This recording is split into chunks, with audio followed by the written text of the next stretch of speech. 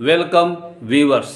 मैं पंडित विजय शंकर शुक्ल सभी गुरुजनों, भगवान श्री गणेश, माँ सरस्वती की कृपा एवं आशीर्वाद से आप सबके साथ एस्ट्रोवॉच चैनल पर डिस्कस करता हूँ।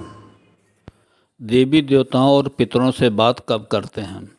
दोनों से बात करने का समय अलग अलग और इस प्रकार है। देवी देवताओं से पूजा पाठ के समय बात करते हैं, आशीर्वाद और इच्छा की प्राप्त होती है।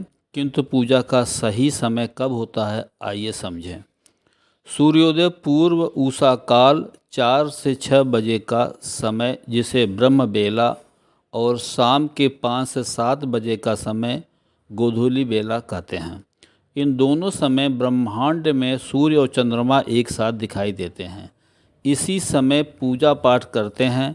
दिन में सूर्य और रात्र में चंद्रमा दिखाई देते हैं, इसलिए दिन में अर्थात सूर्य की रोशनी में चलित या कठिन कार्य या रूटीन एक्टिविटी परफॉर्म करते हैं, और रात्र में चंद्रमा की रोशनी में विश्राम या नाइट एक्टिविटी परफॉर्म करते हैं। भौतिक संसार में जैसा घटित होता है वैसा ही हमारे शरीर में घटित होता है। अब शरीर में समझें। हमारे शरीर में रीढ़ की हड्डी के मूलाधार चक्र से लेकर मस्तिष्क तक श्वसन की 3 मार्ग हैं: सूर्य नाड़ी, चंद्र नाड़ी और ब्रह्म नाड़ी, जिसे योग में पिंगला, इंगला और सुषुम्ना कहा गया है। सुषुम्ना के दाईं तरफ सूर्य स्वर नाड़ी पिंगला तथा बाईं तरफ चंद्र स्वर नाड़ी इड़ा रहती है। जब दोनों छिद्रों से एक साथ स्वर प्रभावित होता है उसे सुषुम्ना नाड़ी स्वर कहते हैं और उभय स्वर भी कहते हैं। महीने के शुक्ल तथा कृष्ण पक्षों की तिथि और दिन में सूर्य उदय के समय क्रमशः चंद्र और सूर्य स्वरों का प्रभाव प्रारंभ होता है। फिर उत्तरोत्तर 1-1 घंटे के अंतराल में स्वर परिवर्तित होते रहते हैं।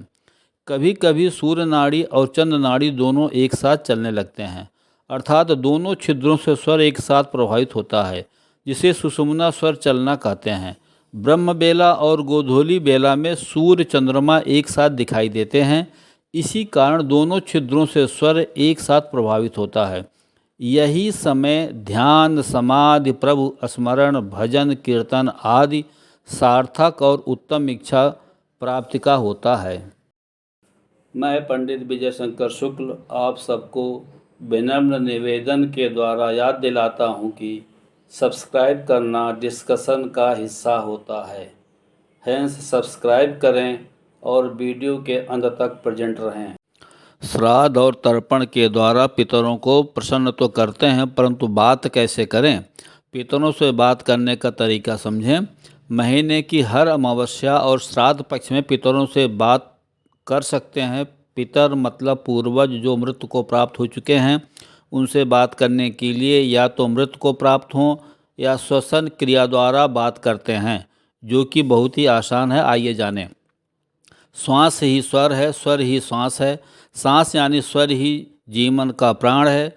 स्वर का दिन रात 24 घंटे चलते रहना ही जीवन है, और स्वर का बंद होना ही मृत्यु है। मृत्यु को प्राप्त होने के बजाय सांस को बाहर रोक के तब तक रखें जब तक असहज नहीं हो। यह अवस्था मृत्यु के समान होती है।